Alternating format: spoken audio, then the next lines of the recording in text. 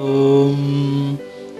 जगतको उत्पत्ति 1,96,50,95,95,000 सहस्र वर्ष जगतको उत्पत्ति ज्ञान अर्थात् वेदको प्रकाशमा भयो।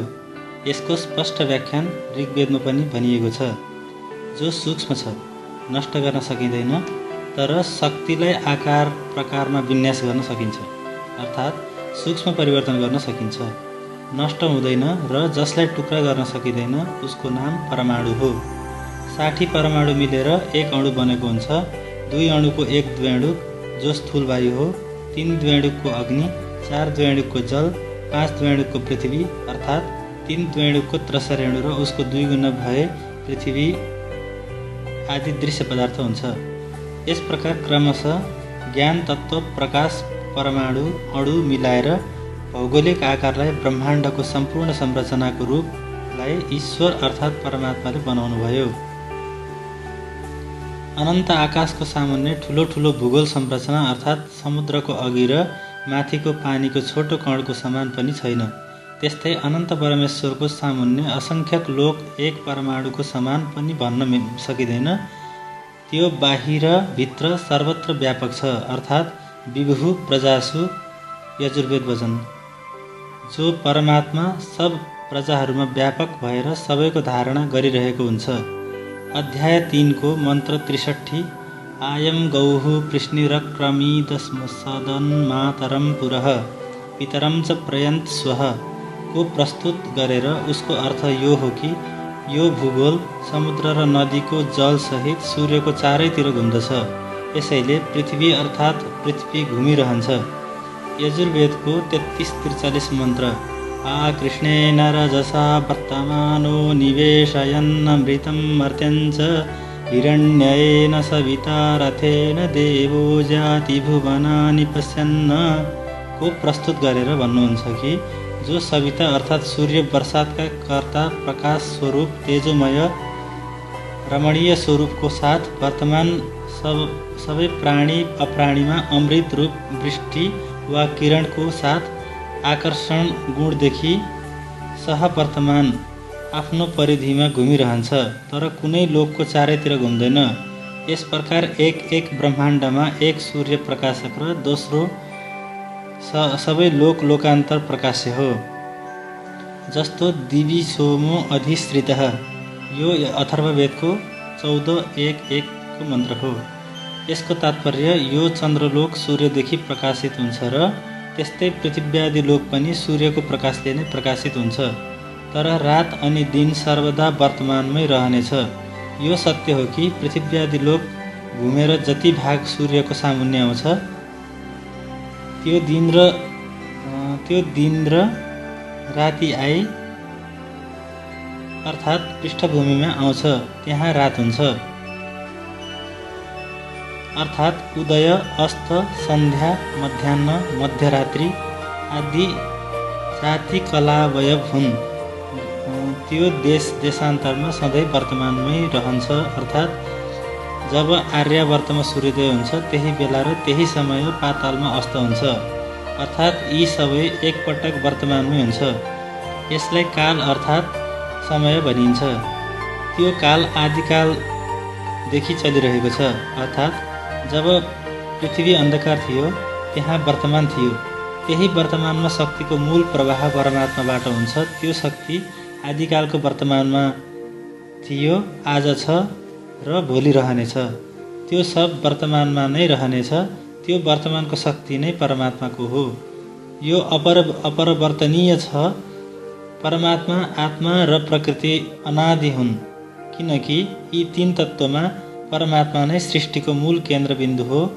आत्मा केन्द्रबिन्दुको प्रकाश हो र प्रकृति ज्ञान शून्य जड वस्तु हो। परमात्मा ज्ञानवान आत्मा परमात्माको अंश र प्रकृति स्थिर र जड वस्तु हो। यी 3 अनादि हुन्।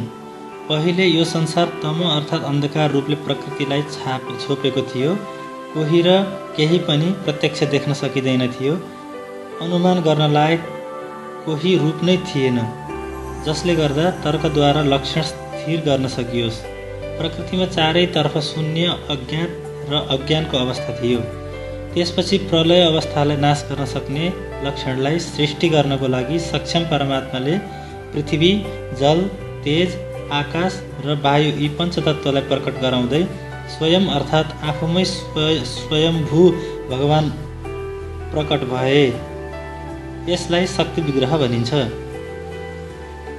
परमात्मा बाह्य इन्द्रियहरूका ज्ञानबाट पर सूक्ष्म अव्यक्त सनातन सबै प्राणीमा व्यापक र अचिन्त्य रूप ब्रह्म थिए।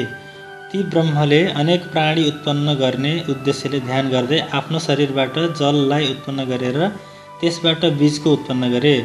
त्यो बीज सूर्य समान तेजस्वी सुनौलो अण्डाकार आकारमा परिणत भयो। त्यसमै सारा लोकको सृष्टिकर्ता ब्रह्माजी स्वयं प्रकट भए। जललाई नार भनिन्छ। त्यसलाई उत्पन्न भएको देखिएको हुनाले भगवानलाई नार भनियो र भगवानको अयन अर्थात् बस्ने ठाउँ पनि त्यही जल भएकोले नारायण पनि भनियो। सम्पूर्ण सृष्टिका कारण अव्यक्त नित्य सत्य असत स्वरूप जुन पुरुष तिनीबाट उत्पन्न भए तिनलाई संसारमा ब्रह्मा नाम दिइयो। आफ्नो किसिमको दिन आदि समयको मान बनाएर आफ्नै अण्डामा वर्षभरि बसेर ब्रह्माले स्वयं आफ्नो ध्यानद्वारा त्यस अण्डालाई दुई भाग लगाए। ब्रह्माको समयको मान मानिसको समयको मानभन्दा फरक छ। ब्रह्माजीले दुई भागलाई क्रमशः आकाश, पृथ्वी, मध्यभागबाट स्वर्ग, 8 दिशाहरू र जलका स्थानमा 8औं समुद्रको उत्पत्ति गरे। त्यसपछि सत असत स्वरूप आत्माले मन र ईश्वरले अभिमान गर्ने अहङ्कार तत्त्वलाई उत्पत्ति गरे। आत्मा स्वरूपको ज्ञानको लागि सत्व, रज र तम नामका 3 गुणहरू भएको बुद्धि विषयलाई ग्रहण गर्ने पञ्चेन्द्रिय बनाए। ब्रह्माभित्र आकाश आदि पञ्चमहाभूत आफ्नो कर्मको साथ उत्पन्न भए। त्यस अहङ्कार स्वरूप ब्रह्मा सबै प्राणीहरूको निमित्त मात्र मानिएको र ईश्वर विहीन मन आफ्नै किसिमको सूक्ष्म रूपमा उत्पन्न भयो। परम तेजस्वी महतत्व अहङ्कार पञ्च तन्मात्रा मिलेर भएका 7 तत्त्वबाट शरीर बन्ने भागहरूले नै यो संसार अवयवबाट उत्पन्न भयो। त्यसपछि अत्यन्तै तेजस्वी यी 6वटै तत्त्वका सूक्ष्म अवयवबाट तिनीहरूका सूक्ष्म विकारहरूमा न्यास गरेर सबै प्राणीको रचना गरे। ब्रह्ममूर्तिका 6वटा सूक्ष्म अवयवलाई आश्रय भनिन्छ। त्यसै कारण महात्माहरू यस ब्रह्ममूर्तिलाई शारीर भन्दछन्।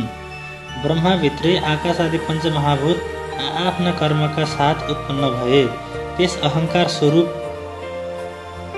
स्वरूपहरू ब्रह्मा सबै प्राणीहरूको निमित्त मानिएको र ईश्वर विहीन मन आफ्नै किसिमको सूक्ष्म रूपमा उत्पन्न भयो।